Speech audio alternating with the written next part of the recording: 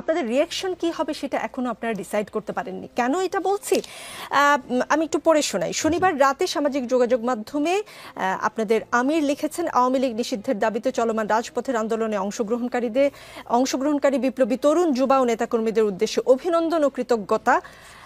তারপরে আবার দেখলাম যে তিনি এর পরে রাতে তো ওটা বলেছেন, তারপরে তিনি শনিবার মধ্যরাতে রাজধানী মগবাজার চৌরাস্তায় এক পথসভায় আগত নেতাকর্মীদের বলেছেন যে বাংলাদেশ জামায়াতে, তিনি বলেছেন আওয়ামী লীগের কার্যক্রম নিষিদ্ধের মাধ্যমে আমাদের প্রাণের দাবির আংশিক পূরণ হয়েছে। কিন্তু আজকে রবিবারে তিনি বলছেন রাজনৈতিক দলগুলোর সাথে আলোচনা করে আওয়ামী লীগকে নিষিদ্ধ করলে ভালো হতো।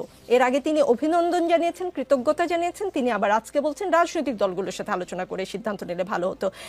জামাতি ইসলামী আওয়ামী লীগ নিষিদ্ধের দাবিতে গত কয়েকদিনের আন্দোলনে মাঠে ছিল, আপনাদের বড় ফেমাস নেতাদের মাঠে দেখা গিয়েছে। এখন বলছেন আলোচনা করলে ভালো হতো। এটা কি দায় এড়ানোর কৌশল, নাকি আপনারা কনফিউজড যে আসলে আপনাদের রিয়াকশন কি, নাকি আপনারা খুশি, কৃতজ্ঞ, অভিনন্দন, কোনটা? সেটা দলীয় অবস্থান তো অবশ্যই আমিরে জামাত বা দলীয় নির্বাহী কমিটি যারা নির্বাহী আদেশে নিষিদ্ধ করেছিল। পাকিস্তান আমলে আওয়ামী লীগ নিষিদ্ধ হয়েছিল একবার, এরপর কি হয়েছিল আমরা সকলেই মোটামুটি জানি।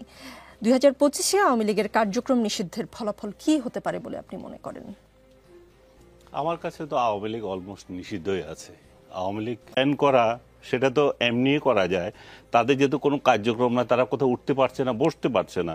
তো এই ব্যানের মধ্য দিয়ে যে আওয়ামী লীগ যে বড় ধরনের পরিবর্তন হয়ে গেছে তা না। আওয়ামী লীগ আপনার 5 আগস্টে শেখ হাসিনা চলে যাওয়ার পর আমরা দেখি কি প্রত্যেকটা রাজনৈতিক দল, গণতান্ত্রিক দলগুলোতে যখন ক্ষমতা থেকে সরে যায় তখন দলের একটা রিফর্মের কথা আসে।